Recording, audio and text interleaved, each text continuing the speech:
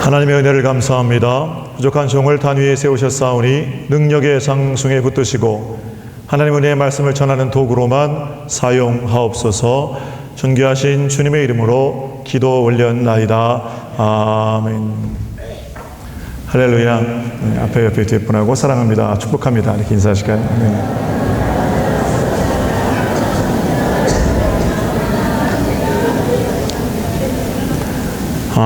2, 3년 전으로 기억합니다만 대한민국에 마라톤 열풍이 불었던 적이 있었죠. 올림픽이나 또는 큰 대회들이 있으면 우리나라 사람이 좋은 성적을 냈을 때 마라톤은 전국에 또 어떤 유행처럼 번지는 그런 일들이 있습니다. 마라톤이란 고대로부터 인간의 한계에 도전하는 그런 운동입니다. 100리가 넘는 길을 쉬지 않고 달리는 동안 선수들은 극도의 긴장과 피로감을 느끼게 됩니다. 저는 그렇게 뛰어본 적이 없기 때문에 완주했을 때 감동이 어떤 것인지 잘 모릅니다. 그러나 완주를 하고 나면 메달도 지어서 주고 만들어서 주고, 또 완주를 하고 나면 1년에 나는 몇 번, 평생 동안 몇 번 그렇게 완주한 것들을 꼽는 걸 보면 아마 그 100리를 넘게 뛰고 나서 얻는 기쁨은 굉장히 크고 값진 것이 아닌가, 그런 생각을 해보게 됩니다. 그런데 마라톤을 하는 분들에게 이렇게 여쭈면 완주했을 때 얻는 기쁨이 있을 뿐만 아니라 뛰는 동안에도 어떤 행복감을 느낀다고 그래요. 운동하시는 분들은 격하게 공감을 하시는데, 영어를 써서 죄송합니다만 뛰는 사람들에게 runners high라는 게 있대요. runners high. 뛰는 자들의 어떤 high. 그런 행복감, 쾌감. 30분 정도 달리기를 지속할 때는 굉장히 괴롭지만 그 달리기가 계속되면 몸에서 베타 엔돌핀이라는 물질이 분비된답니다. 그래서 그때부터는 뛰는 게 고통이 아니고 어떤 쾌감, 행복감. 그래서 뛰는 사람들이 속히 그 러너스 하이에 이르도록 최선을 다해야 한다, 이런 얘기도 하던데요. 처음에는 고통스럽게 시작했다가 고통을 지나게 되면 러너스 하이에 이르게 되고 그때부터는 달리기가 즐거움이고 기쁨이 된다는 거죠. 제가 그 얘기를 들으면서 신앙생활도 마찬가지가 아닐까, 그런 생각을 좀 해봤습니다. 여러분과 저의 삶을 믿음으로 완주하는 일은 쉬운 일이 아닙니다. 마지막에 주님 만날 소망으로 여기서 만나게 되는 수많은 슬픔과 아픔과 고통, 이런 것들을 감내해내고 더 사랑하고 더 용서하고 더 손해보아도 괜찮은 일, 그런 일들을 감당하며 가는 것은 쉬운 일이 아니지요. 게다가 우리 주님께서는 마라톤 완주하면 그저 완주 메달 주지만 우리가 생명으로 이 길을 완주하면 예수님께서 생명의 면류관을 주겠다, 이렇게 말씀하셨잖아요. 그런데 이 길을 걷는 동안에 마지막에 생명의 면류관 받을 건 분명한데 여기서 이를 악물고 죽을 때까지 고통스럽게 그렇게 신앙생활하는 거냐? 그건 아니거든요. 때로는 힘들고 어렵지만 힘들고 어려운 그 데드 포인트, 사점을 넘어가게 되면 달리는 자에게 러너스 하이가 있는 것처럼 믿음으로 신앙생활하는 자들에게는 believers high, 믿는 자들이 느끼는 행복감이 있거든요. 이를 악물고 천국에 갈 때까지 지금 누려야 할 행복을 다 뒤로 밀어놓고 견디고 그렇게 신앙생활하는 게 아니고 삶 속에서 순간순간 숨겨놓으신 하나님의 기쁨을 발견하고 천국을 미리 당겨 사는 것처럼 그렇게 살아가는 삶이 사실은 신앙생활이라는 겁니다. 그때부터 신앙생활은 고통이 아니라 즐거움이 되는 거죠. 존경하는 목사님들 중에서 참 좋은 설교가들이 많이 계신데 서울에 있는 청파교회 김기성 목사님 설교를 제가 들으니까 그분은 이런 얘기를 가지고 헌신자들의 행복감, 이렇게 얘기를 하더라고요. 영어로는 devoters high, 이렇게 말하는데 실제로 헌신하고 섬기는 사람들이 그 헌신과 섬김을 받는 사람들보다 훨씬 건강하답니다. 시간이 지나면서 섬기려고 나서는 사람들이 훨씬 더 건강해진다라는 겁니다. 그게 무슨 의학적으로 어떤 데이터를 가지고 증명이 되는지는 잘 모르겠습니다. 그러나 섬기는 자들의 행복감이 있다면, 나는 우리 서정교회 성도들 모두가 섬기는 자들이 누리는 세상의 행복감과는 비교도 안 되는 충만한 행복감으로 승리하는 여러분들이 되시기를 주님의 이름으로 축복합니다. 어제 우리 수양관 다녀왔거든요. 수양관 45명. 저희 교회 봉고차가 3대밖에 없어서 10대 있는 걸 다 팔았잖아요. 그래서 관리가 안 돼서 그건 처분한 거고, 3대 박 장로님 차 동원해가지고 내려갔다 왔습니다. 감사해요. 너무 감사하고, 40명이 새벽같이 가서 열심히 칡렁풀 다 걷고 방마다 다 청소하고, 얼마나 풀을 깎아 놓으니까 아름답던지요. 거기 왜 가는 겁니까? 내 교회니까 가는 거기도 하고, 거기 가서 기쁨으로 일하면서 뭘 얻는 거예요? 행복감을 얻는 거예요.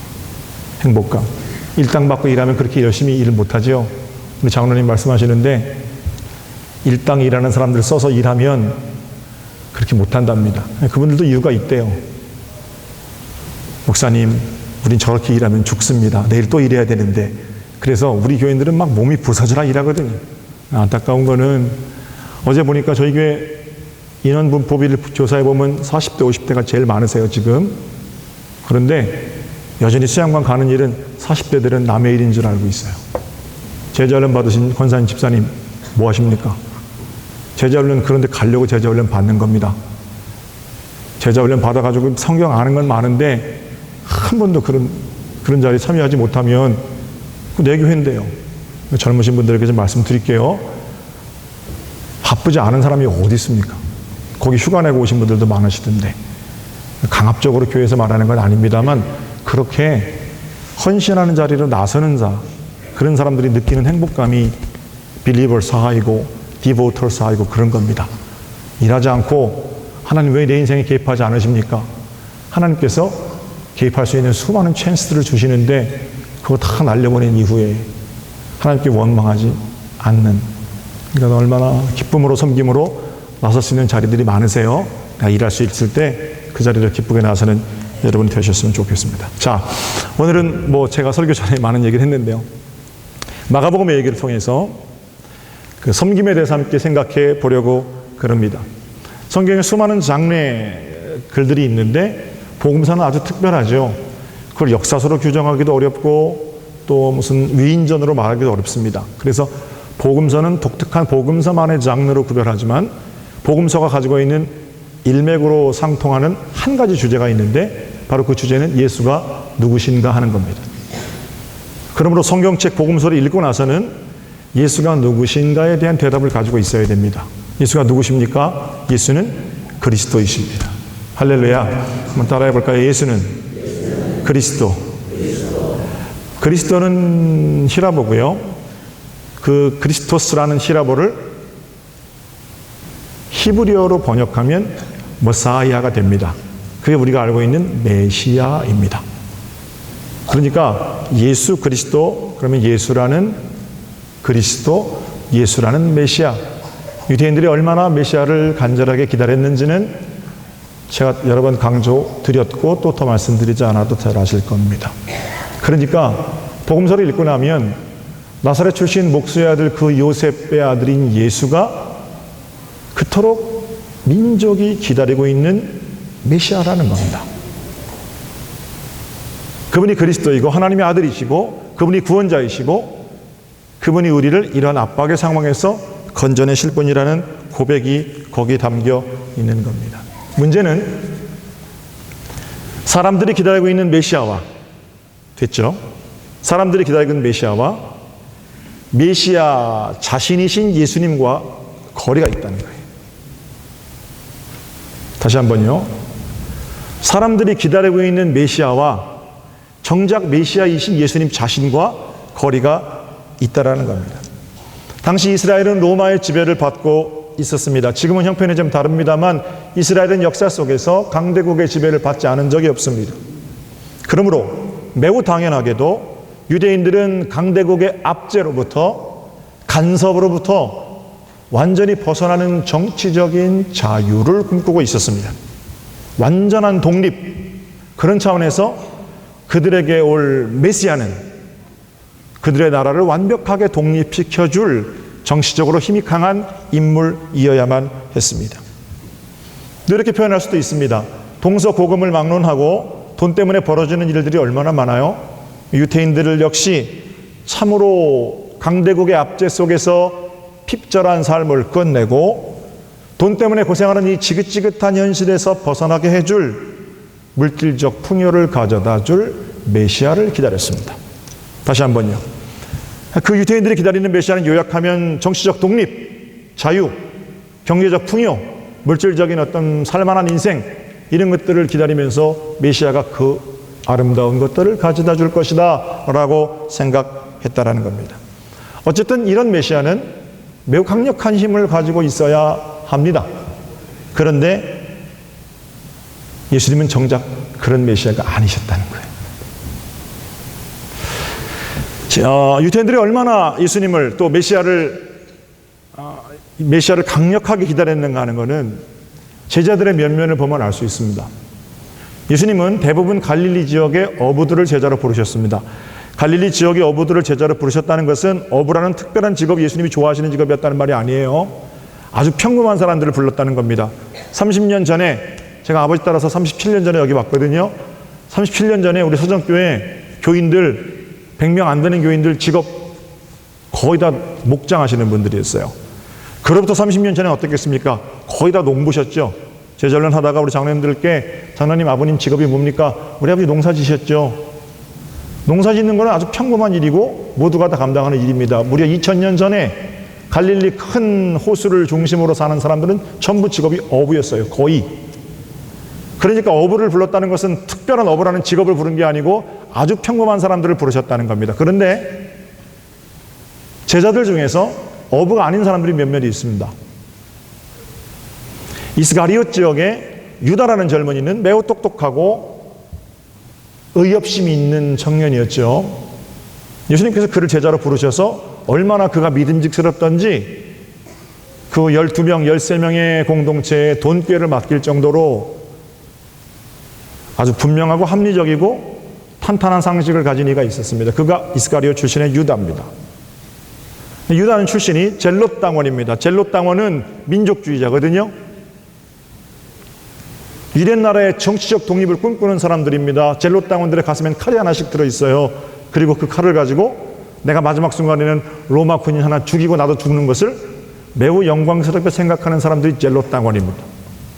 정치적 독립, 이스라엘 나라의 해방, 그런 사람이 예수님의 제자였다는 거예요. 그러니까 그 당시 유대인들이 얼마나 정치적 독립을 갈망했는가를 보여주는 단면이기도 하고요. 그런가 하면 예수님 제자 중에서 레위 또는 마태라고 불리는 세리도 있었습니다. 세리는 돈 맡은 사람 아닙니까? 돈에 밝은 사람이지요. 그날도 다른 사람들 세금 계산하고 있는데 주님께서 부르셨어요. 레위를 부르신 사건에 돈을 세다가 주님께 부르심을 받았습니다. 경제적인 풍요 또는 돈 때문에 걱정하지 않는 사람, 그런 것들은 온 유대인들의, 제자들을 포함한 온 유대인들의 바람이었습니다. 그들은 그렇게 강력한 힘을 가지고 압제해서 그들을 건져내고 가난해서 그들을 건져낼 메시아를 기다렸다는 것입니다. 그런데 정작 메시아이신 예수님께서는 복음서 곳곳에서 뭐라고 말씀하세요? 가자. 이제 우리가 예루살렘으로 가는데 이 변방에서 중앙에 가면 너희들이 바라는 소원대로 압제자들의 목을 쳐낼 거다. 이렇게 말씀하십니까? 아니잖아요. 지금 우리가 이렇게 갈릴리에 비난한 삶을 살지만 나를 따르라. 우리가 예루살렘에 가서 정권을 잡기만 하면 이제 가난은 끝이야. 주님 그렇게 말씀하신 성경 있습니까? 없죠. 돈 걱정 안 하고 살게 해줄게. 주님 그런 말씀 안 하셨잖아요. 오히려 주님께서는 그들은 정치적으로 경제적으로 예수를 통해서 누릴 것들을 기대하는데 주님 뭐라고 그러시냐면 틈날 때마다 우리 예루살렘에 가면 나 고난당할 거다. 사람들이 나를 환호하긴 하지만 그 환호하는 환호로 나를 십자가에 못 박을 거다. 내가 채찍을 맞을 거다. 급기야는 뭐라고 그러십니까? 내가 죽을 거다 그러거든요. 아니 선생님, 내가 눈앞에서 봤습니다. 방금 무리도 걸으셨고 물고기 2마리 보리떡 5개로 5,000명도 먹이셨고 심지어는 죽은 자도 일으키셨고 풍랑도 말 한마디로 잠잠케 하셨는데 그 정도 신통력을 가진 당신이 죽는다니요. 베드로는 그렇게 말했다가 혼도 났어요. 다른 제자들도 예수님이 아무리 순환을 얘기해도 귓등으로도 안 듣는 겁니다. 왜? 그런 나약한 메시아는 자기들이 기다리는 메시아가 아니거든요. 예루살렘으로 가는데 예수님의 생각하고 예수님을 따라 나선 제자들의 생각하고가 달라요. 그리고 그들이 예루살렘으로 걸어가면서 벌어지는 일, 한 가지 에피소드가 오늘 본문에 등장하고 있는 겁니다. 그들은 예루살렘으로 갑니다. 예수님은 돌아가시기 위해서 가고 제자들은 예수 통해서 정치적으로 한자리하고 경제적으로 공진전 나누어 가지려고 그러고 갑니다. 그 길 위해서 결국은 본색을 드러내는 거죠. 예수님께서 내가 이제 고난을 당할 거다 그렇게 말씀하시는 장면이 끝나자마자 마가복음 10장 그게 9절까지 내용입니다. 순환을 당할 거다. 그러니까 야고보와 요한이 뭐라고 그래요? 그 말은 들었는지 안 들었는지 35절을 볼까요? 야고보와 요한이 이렇게 말합니다. 선생님, 우리 얘기 좀 들어주세요. 36절에 그래 무슨 소원이냐. 37절을 볼게요. 여짜오되 주의 영광 중에서 하나는 주의 우편에 하나는 좌편에 앉게 해 주세요. 여러분 지금 이 말씀 대화를 나누기 전에 예수님 방금 뭐라고 그러셨냐면 예루살렘에 가서 난 죽을 거다. 난 고난당할 거다. 사람들이 내가 핍박하고 능욕하고 침뱉을 거다. 그랬는데 이 철없는 제자들은 거기 가서 한자리 하시거든 저 잊지 마세요. 저 오른쪽에 저 왼쪽에 저 공천하실 때 저를 꼭 그렇게 공천해 주세요. 이렇게 하는 거예요. 오른쪽에 앉겠다는 것은 뭐 과도한 해석인지는 모르지만 정치적으로 한자리 하겠다는 거고요. 왼쪽에 앉겠다는 것은 물질적으로 걱정 안 하고 살게 해달라는 거 아닙니까? 그 요청에 대해서 주님 뭐라고 그러세요? 38절입니다. 너희는 너희가 구하는 것을 알지 못하는도다. 내가 마시는 잔을 마실 수 있으며 내가 받는 세례를 받을 수 있겠느냐? 니네가 지금 뭘 원하는지도 모르고 나한테 얘기하는 거다. 주님께서 마시는 잔은 고난의 잔입니다. 주님께서 받으시는 세례는 죽음입니다. 너 나처럼 고난당하고 나처럼 죽을 수 있겠느냐? 주님께서는 이렇게 제자들에게 고쳐 물으십니다. 그런데 매우 놀랍게도 주님의 이런 물음에 대해서 제자들이 39절에 이렇게 대답합니다. 그들이 말하되 할 수 있나이다.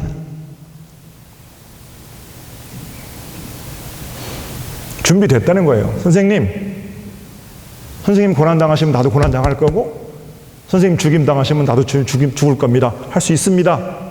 아멘. 그런 거예요. 이거 거짓말이죠. 우리 알잖아요. 이거 거짓말이에요.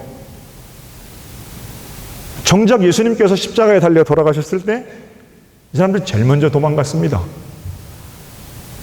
주님 지시는 십자가 대신 지르는 사람 없었거든요. 예수님을 모른다고 부인했는가 하면 정작 자신의 어떤 의지와 바람과 야망들이 투사되었고 그 투사가 선생의 죽음과 함께 끊어졌을 때 제일 먼저 살겠다고 도망간 사람들이 제자들이거든요. 근데 그런 사람들이 할 수 있다고 말하잖아요. 우리 주님께서는 할 수 없다는 거 알고 계셨어요. 분명히 기억하셔야 될 게 있어요. 신앙은요, 호언하고 장담하는 것으로 완성되지 않습니다.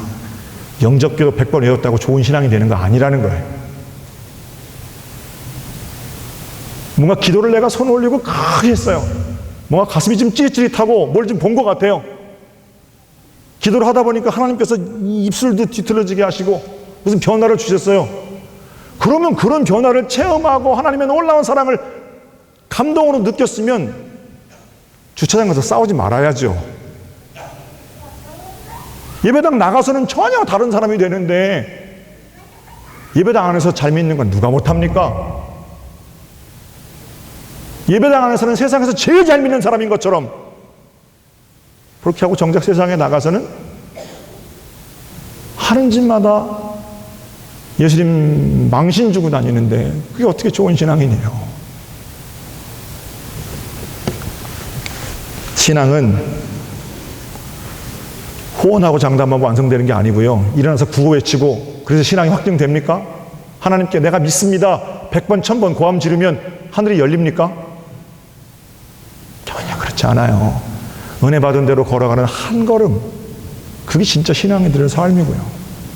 저는 그래서 뜨거운 불보다요 따뜻한 난로가 훨씬 더 좋고 그립습니다. 교회가 회복해야 될 것은 성령의 불이 아니고 그건 하나님 두시는 거고, 내 마음에 그런 온기를 가지고 살아가느냐, 다른 사람을 향해서 일주일에 몇 분이나 사세요. 그런 거 없이 예배당에 와서 자꾸 이기적인 욕망만 강화하면 그게 어떻게 교회입니까? 자, 예수님은 제자들은 할 수 있습니다 이렇게 말했지만 할 수 없다는 것을 분명하게 알고 계셨습니다. 그리고는 할 수 있다고 말하는 제자들에게 이렇게 말씀하신 거죠. 너희들이 혹시 나와 함께 고난을 받을지는 모른다.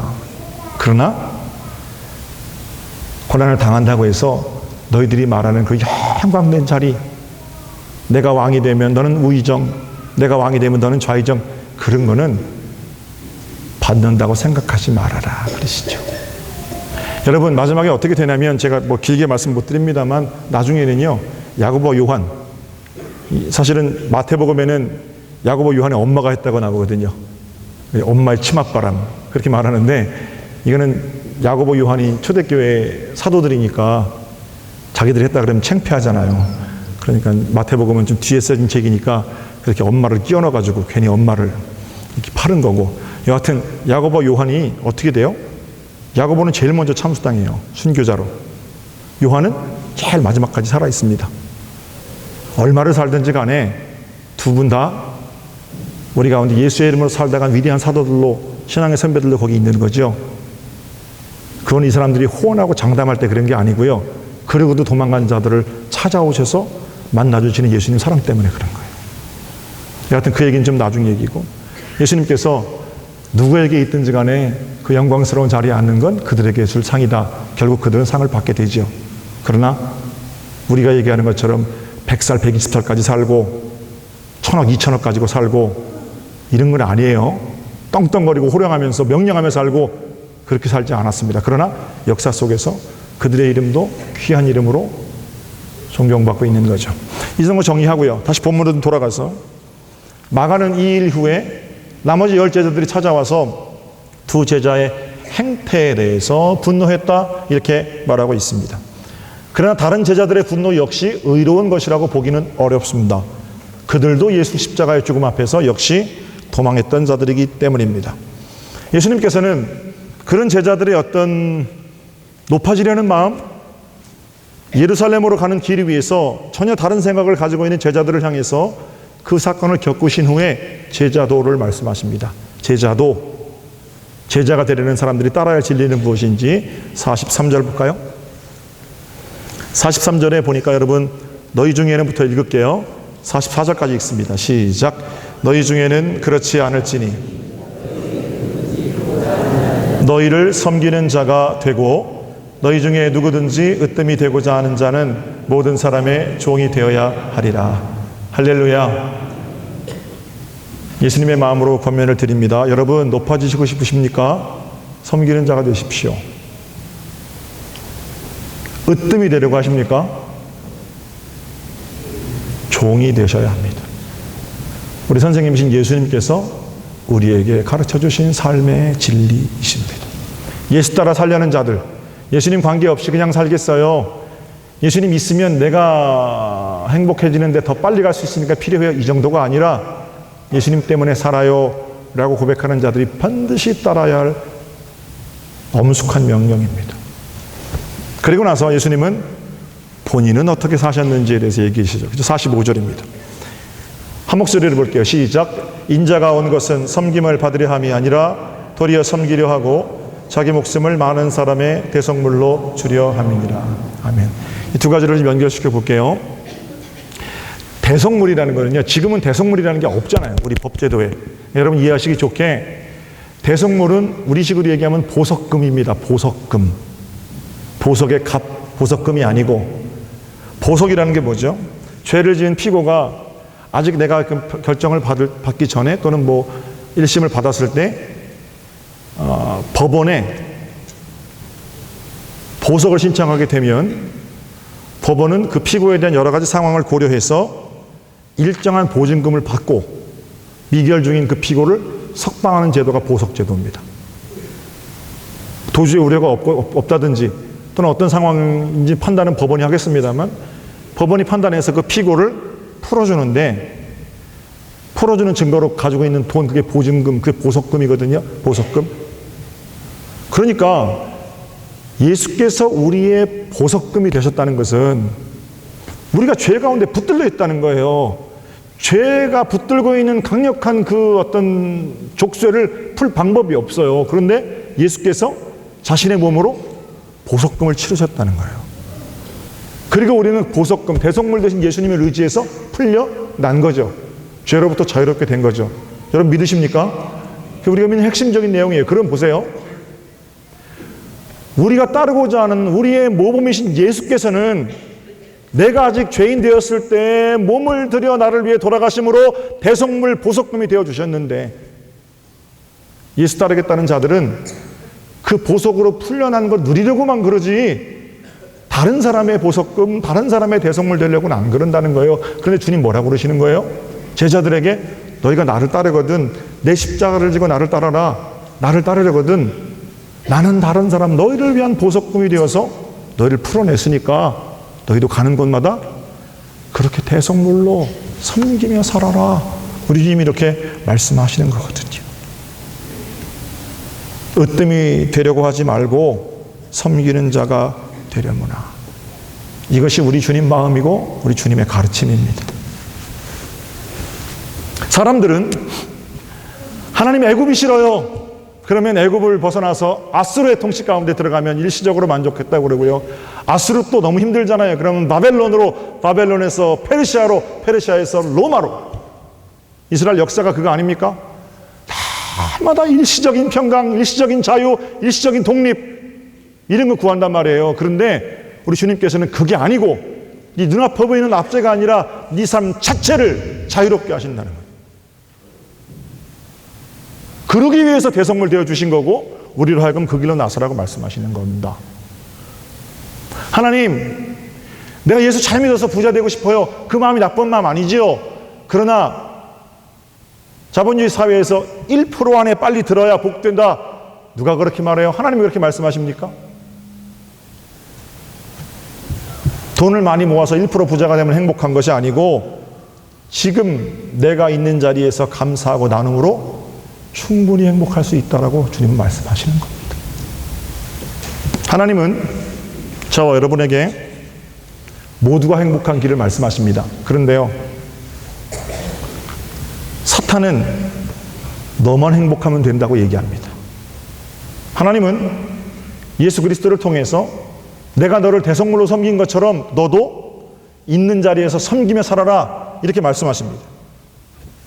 그러나 사탄은 모두를 누르고 높은 자리에 올라가야 행복할 거다라고 우리를 꼬드깁니다. 하나님은 어떻게든지 양보하고 섬기며 천국을 살아라 라고 말씀하십니다. 그러나 사탄은 남과의 경쟁에서 수단과 방법을 가리지 말고 먼저 차지하고 이기라 라고 우리를 꼬드깁니다.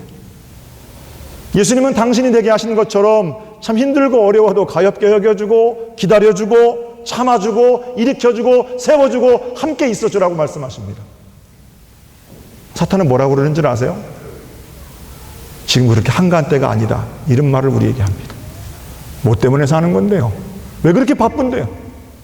한가하게 지금 네가 그렇게 남의 인생 돌볼 때가 아니다. 도대체 그런 말이 어디 있어요? 그리스도 안에. 한 주간 여러분 어떻게 사셨습니까? 어떤 경쟁으로 어떻게 여기까지 오셨습니까? 어떤 책을 읽으니까 현대를 가리켜서 팔꿈치 사회라고 그럽니다. 팔꿈치 사회.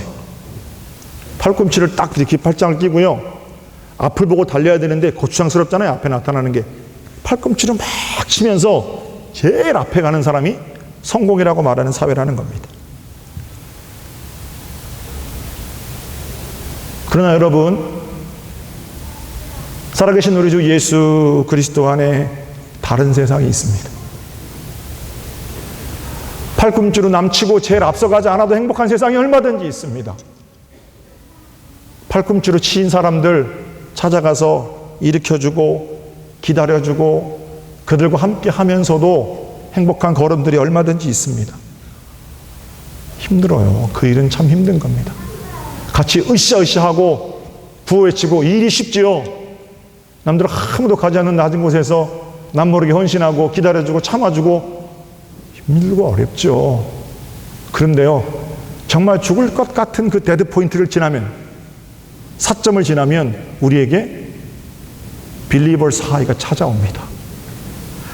그리고 다른 사람의 인생을 기다리면서 저주는 그 행복감, 내 통장의 잔고가 늘어가면서 늘어가는 행복감보다 통장의 잔고가 줄어드는데 그 인생이 새로워지는 그 일을 통해 느끼는 행복감은요, 어떤 것과도 비교할 수 없는 우리를 지속적으로 하나님의 백성으로 살게 하는 힘입니다. 그때부터 신앙생활은, 그때부터 우리의 삶은 고통이 아니라 즐거움이 되는 겁니다. 어떻게 보면 신앙생활이라는 게 한없이 올라가려는 마음, 이런 거 있잖아요. 예수님, 내가 여기까지 가야 되는데요, 예수님 있으니까 좀 더 빨리 가고 나를 도와주세요. 이런 예수님 같지 않은 마음에서 턴어라운드 하는 거예요. 완벽하게 돌아서는 거예요. 그때 내 가난도, 내 건강도, 내 부도, 내 질병도 모두 다 이유를 찾는 거죠.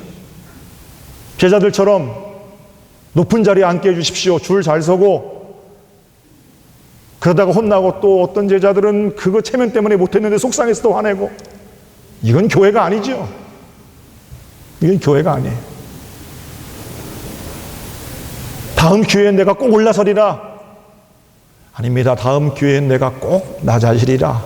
섬기리라. 허탈하고 망령된 신화를 내려놓고 예수께서 우리에게 먼저 보여주시는 그 아름다운 낮은 자리로 찾아가는 걸음들이 믿음의 사람들이 가야 할 걸음이라는 겁니다. 잠깐 말씀드린 것처럼 어제 수양관에 다녀왔는데 너무너무 행복했어요. 예초기를 가지고 다 수양만을 깎아가지고 들어가는 길이 좀 안 좋거든요. 근데 오면서 어제 오면서 오늘 밤에 예수님 꿈 좀 꿨으면 좋겠다, 그렇게 생각했거든요. 왜냐하면 예수님이 꼭 그러실 것 같아요. 한 목사, 너는 일 안 하고 그저 쇠스랑만 들고 왔다 갔다 했지만 진짜 속이 시원하다, 이렇게 말씀하시는 주님만 만나면 참 좋겠다 그랬는데, 애석하게도 꿈에 주님은 뵐 수 없었지만, 사랑하는 성도 여러분, 거기 자꾸 왜 가는 건 줄 아세요? 그렇게 헌신하십시오. 그러면 왜 그렇게 자기 직장 다 휴가 내고 거기 찾아가고, 봉사의 자리, 내가 돈 내면서 섬기는 자리, 그런 자리 왜 나가는 줄 아세요? 거기 가서 느끼는 믿는 자들의 행복감이 있기 때문에 그래요.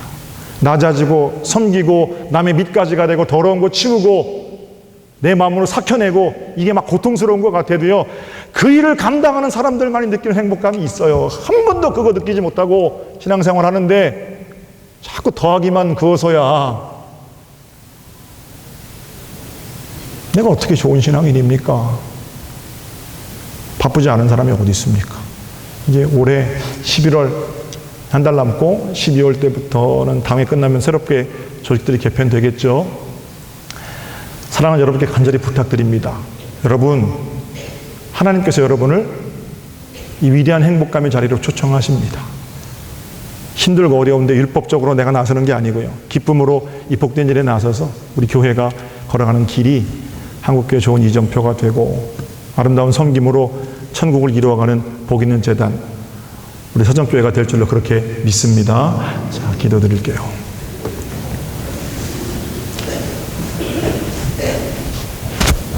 인자가 온 것은 섬김을 받으려 함이 아니라